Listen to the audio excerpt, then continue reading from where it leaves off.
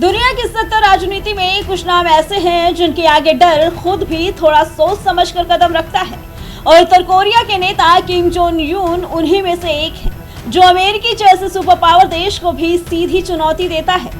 Japan के आसमान में मिसाइलों का डर फैलाने और साउथ कोरिया को लगातार युद्ध की छाया में रखने के लिए जाने जाते हैं, लेकिन वही ताकतवर से ज्यादा खतरनाक किम जब भारत की तरफ देखता है तो किसी पालतू जानवर की तरह दुम हिलाने लगता है। किम जोंग उन कोई सामान्य नेता नहीं बल्कि उस उत्तर कोरिया की सत्ता का चेहरा है जहां शासन लोकतंत्र से नहीं बल्कि एक पुरानी तानाशाही सोच से चलता आया है और इसी सोच की नींव डर, नियंत्रण और पूरी तरह बंद सिस्टम पर टिकी है। इस व्यवस्था की शुरुआत उसके दादा किम इल सुंग ने की थी, जिन्होंने राज्य को एक ऐसे ढांचे में बदल दिया जहां नेता से बड़ा कोई नहीं और सवाल उठाने की कीमत बहुत भारी मानी जाती थी।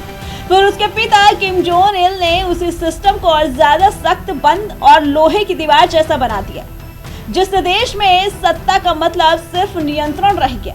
इसी माहौल में किम जोंग उन बड़ा हुआ जहां सत्ता कोई चुनाव नहीं बल्कि पहले से तय विरासत थी और जहां विरोध का मतलब खतरा और वफादारी का मतलब सुरक्षित रहना माना जाता था।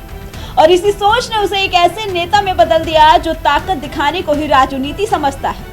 इसी वजह से वो अमेरिका, जापान और दक्षिण कोरिया के सामने आक्रामक दिखता है, क्योंकि वहां उसे टकराव, ध्यान और राजनीतिक फायदा मिलता है। लेकिन भारत के मामले में तस्वीर अलग हो जाती है। भारत के साथ न कोई बड़ा सैन्य टकराव रहा, न लगातार दुश्मनी वाला इतिहास, इसीलिए वहां पर पूरा मंच ही गायब हो जाता है जिस पर उसकी आक्रामक राजनीति चलती है।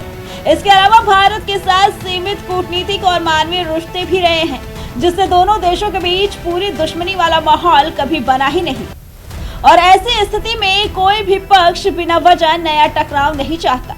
सबसे बड़ा कारण भारत की बदलती ताकत भी है, क्योंकि आज भारत सिर्फ बड़ा देश नहीं बल्कि एक उभरती हुई सैन्य और रणनीतिक शक्ति है और ऐसे देश के सामने बिना फायदा टकराव लेना किसी भी समझदार रणनीति में खुद के नुकसान को बढ़ाने जैसा होता है।